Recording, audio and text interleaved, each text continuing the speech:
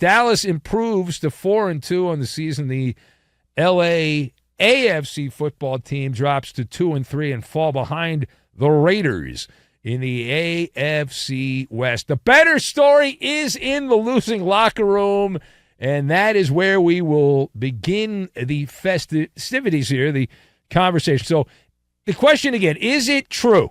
Is it true that Justin Herbert has lost his pixie dust as the Charger quarterback?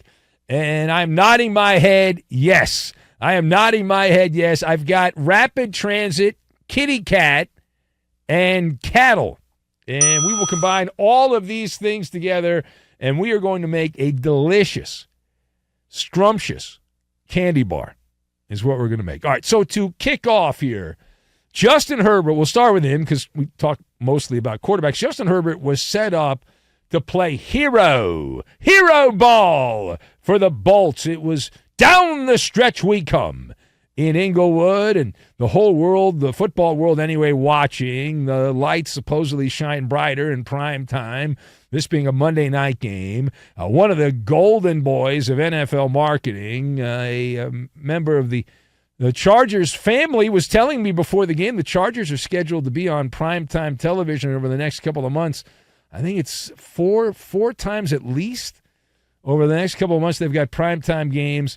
I think it's even more than that. So they're going to be on television quite a bit, and they've got a problem.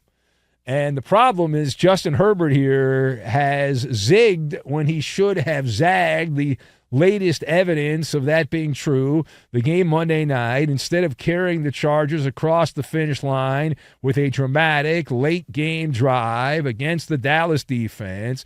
Now, that did not happen. Justin Herbert did not find the promised land. Instead, he decided to pivot and take an off-ramp and go to Dante's Inferno.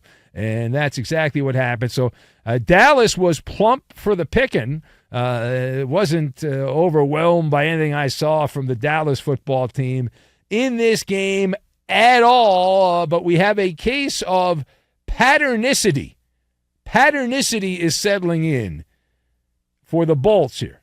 And they don't tell us to wait until the end of the year to form opinions. We do them in real time. So we're 6 weeks in to the NFL regular season. The Chargers are 2-3. And there is a pattern that has clearly developed in all three of the losses for the LA football team here. Justin Herbert has had the ball in his hands. The team has asked him to make some plays down the field to score points and win the game. And Justin Herbert has failed in all three games. It was against the Miami Dolphins. In that back-and-forth track meet game, Herbert had the ball at the end, screwed up. Couldn't get it done against that weak Dolphins defense. Tennessee Titans had the ball. I believe they had the ball first in overtime, if I remember correctly, of that game. Did not get it done. Bad job by him. And here in this game, you're down a field goal. Don't have any timeouts left. All you need to do is get a field goal to tie. Touchdown wins the game. And you don't even get a field goal attempt. That's your franchise quarterback right there. That's your guy. That's your forever quarterback. What is that, Mac Jones out there running around? My God, the team giving him up to $262 million to, I assume, make plays like he did not make in the game against Dallas. And I sure see him on TV a lot trying to get me to buy sandwiches. But he might want to actually try to, win a game at the end. That might help. He hasn't done that in a while here. And put a charge into the offense there for the Chargers. So instead of winning games there, I think he's taking rapid transit now. Justin Herbert's decided to take rapid transit as he is driving the struggle bus, coughing up the old hairball there for the LA football team as Herbert suffering the shame, the indignity of being outplayed by Dakota Prescott, of all people, down the stretch. So in those 50-50 games where you've had the ball behind, a chance to take the lead or a chance to win the game, and you're 0 for 3. 0 for 3 on 50-50 balls for the Chargers quarterback. And all three could have easily been wins had your quarterback made a few plays. And that did not happen. He could not cut the muster. And no out-of-this-world experience. Now, furthermore, what happened to the storyline leading into this game, that it was the Kellen Moore revenge game. The Chargers offensive coordinator, Lade of Dallas, at one point considered the golden boy for the Dallas football team, an heir to the throne of the Cowboys in the inner circle of Jerry's domain. Kellen Moore, well, the ex-Cowboy offensive coordinator got his opportunity against Mike McCarthy, the guy that thinks he sucks as a coach, and whacked him as offensive coordinator. And there's all kinds of spin, but there's no other way to see it. Right? I mean, Kellen Moore was in deep with the Cowboys until he wasn't. And Mike McCarthy, it was like, hey, I got to keep my job, so I'm going to fire your ass. I'm going to blame you for all that ills the Dallas Cowboys. And so McCarthy took over the play calling. But this was the Kellen Moore revenge game. And what happened, the storyline fizzled.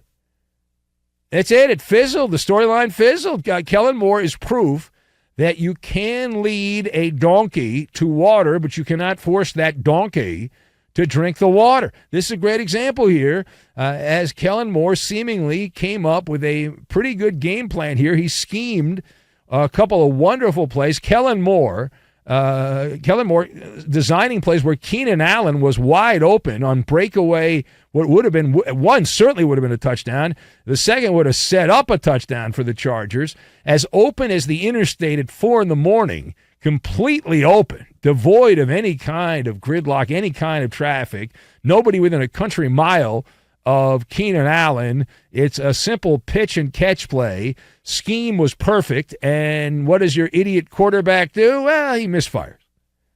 He misfires, right? And Justin Herbert went cowabunga, dude, and unable to complete those passes. He zigged when he was supposed to zag and muffed both plays, both massive plays. And as a result, when the game ended, Jerry Jones was walking around the bowels of SoFi Stadium like a kitty cat with a Cheshire cat smile on his face from ear to ear. Jerry was beaming. He was so proud of his rotund coach, Mike McCarthy, for getting the better of his former offensive genius in Kellen Moore. And that's the story right there. Mike McCarthy smiling, Jerry smiling, and all that because of some football negligence by the Chargers quarterback. Now, parting shot. Thumbs up or thumbs down? Were you impressed with the Cowboys' victory in the L.A. area? So I'm going to go thumbs down. I was not impressed. Watching Dallas in person was really confirmation to my long-standing belief about this Cowboy vintage, that this team is your standard Dallas product. They're a paper tiger. It's the old saying in Texas rings true. It's big hat, no cattle. And that's the Dallas Cowboys. They got a couple of stars, and CeeDee Lamb played well. Great. Congratulations. He should do that every week. He doesn't do that every week. Micah Parsons, who was a no-show against the 49ers, made a couple of plays in this game. But when you do the algebra and when you crunch the numbers here, Dallas is still not in the varsity realm of the NFC. They're still several pegs lower than that. And everything is bigger in Texas, including the gap between the Cowboys and the other teams in the NFC that are ahead of them at the very top, even though those teams lost, the Eagles and the 49ers, on Sunday. So keep in mind that the L.A. AFC football team brought in the 31st ranked defense. Only Denver had been worse than the Chargers defensively, and the Cowboys could not get anywhere close to just an average yardage total against what the Chargers had been giving up, and only 20 points. Am I supposed to be impressed? The Cowboys put up 20 points against the 31st ranked defense in the NFL, the LA Chargers? Here we go! Here we go! Here we go! Here we go! Yeah, 60 yards away from just average. And that ragtag Bolts defense, they did their job. It was the offense that didn't do their job for the Chargers, which is embarrassing. And the Cowboys are not a good coach team. They're not. They had 11 penalties in this game for 85 yards. They forked over 4 first downs to the Chargers versus via penalty. And many of them were just dumb, not even judgment penalty calls. They were just bad football plays.